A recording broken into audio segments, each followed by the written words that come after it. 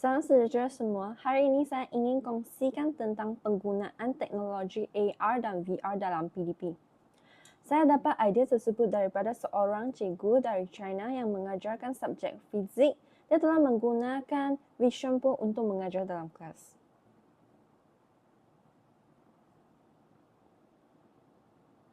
Hari ini kita akan sentuh tentang kelebihan, penggunaan dan juga cabaran serta penyelesaiannya tentang penggunaan teknologi AR dan VR. Hari ini kita akan mulakan dengan pengenalan. Teknologi sekarang berkembang dengan sangat pesat. Dalam dunia pendidikan, cara kita mengajar pun dah berubah. Tidak boleh lagi gunakan kaedah lama semata-mata. Pelajar zaman sekarang lebih suka cara pembelajaran yang interaktif dan berpusatkan pelajar. Dan mereka kurang suka dengar cikgu cakap seseorang depan kelas. Sebab itu, penggunaan teknologi seperti AR dan VR sangat relevan. Ia bukan sekadar gadget canggih, tapi sebenarnya boleh membantu pelajar faham pelajaran dengan lebih mendalam, terutama bagi topik yang susah. Mari kita memperkenalkan AR dan VR.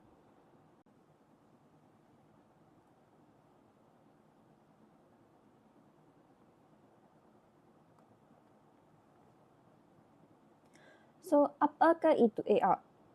AR nama sebenarnya adalah Augmented Reality. Ia adalah teknologi yang tambah elemen digital ke dunia sebenar.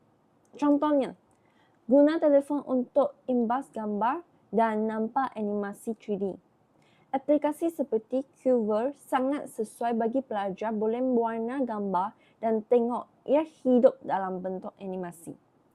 Ini memberikan pengalaman visual yang menarik dan responsif kepada pelajar.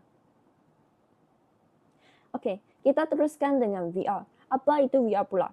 VR nama sepenuhnya ialah virtual reality. VR boleh membawa kita masuk ke dalam dunia maya. Dengan alat macam VR headset, pelajar boleh melawat sistem suria, tapak sejarah atau makmal sains tanpa keluar dari kelas. Aplikasi yang selalu digunakan ialah Google Expedition. Okey, seterusnya, bagaimana AR dan VR digunakan dalam PDP? Dalam subjek sains, pelajar boleh tengok organ manusia dalam bentuk 3D ataupun buat eksperimen sejarah maya.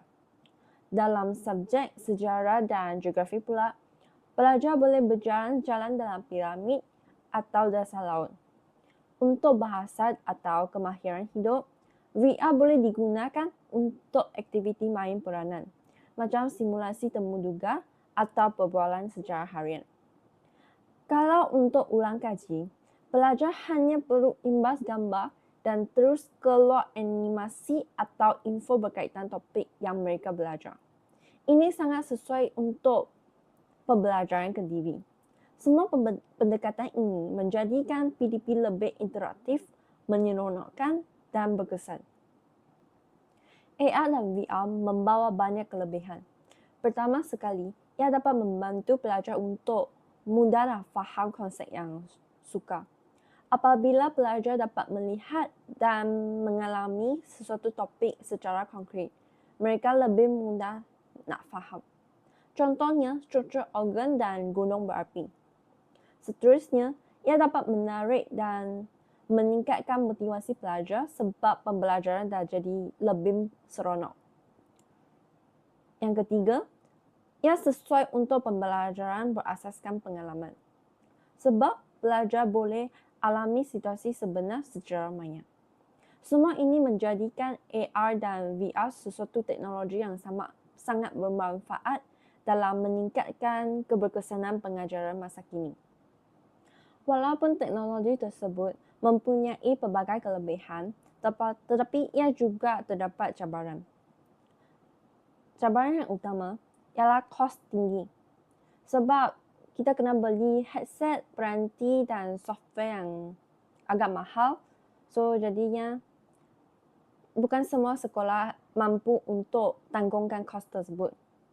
Kedua, guru yang tak cukup pendedahan atau latihan guna teknologi ini juga menjadilah salah satu cabaran bagi teknologi tersebut. Yang ketiga, masalah teknikal dan internet serta kurangkan kandungan dalam bahasa tempatan. Untuk mengatasi cabaran ini, terdapat beberapa langkah penyelesaian. Guna aplikasi AR secara percuma yang boleh dipasang dalam telefon. Yang kedua, berikan latihan dan bangkit untuk guru supaya mereka dapat sesuaikan diri dalam teknologi yang berkembang dengan pesat sekarang.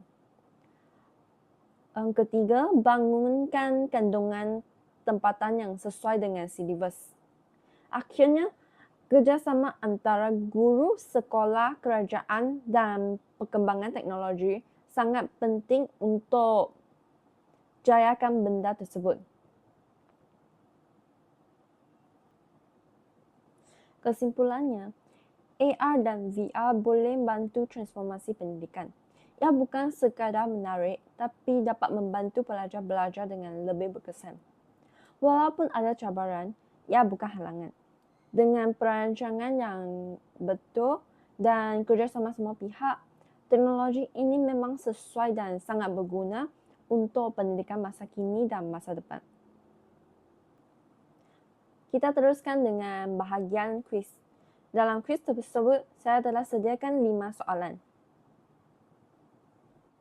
Soalan pertama, apakah perbezaan utama antara AR dan VR?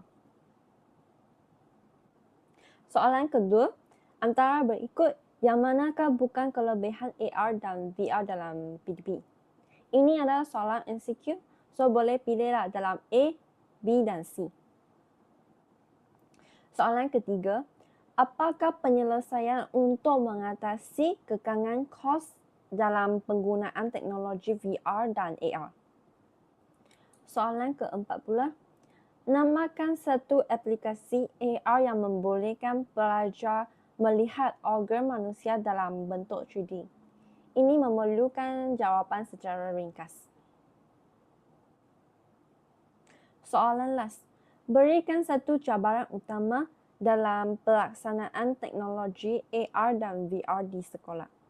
Ini juga memerlukan jawapan secara ringkas.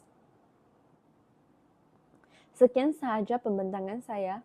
Terima kasih atas perhatian.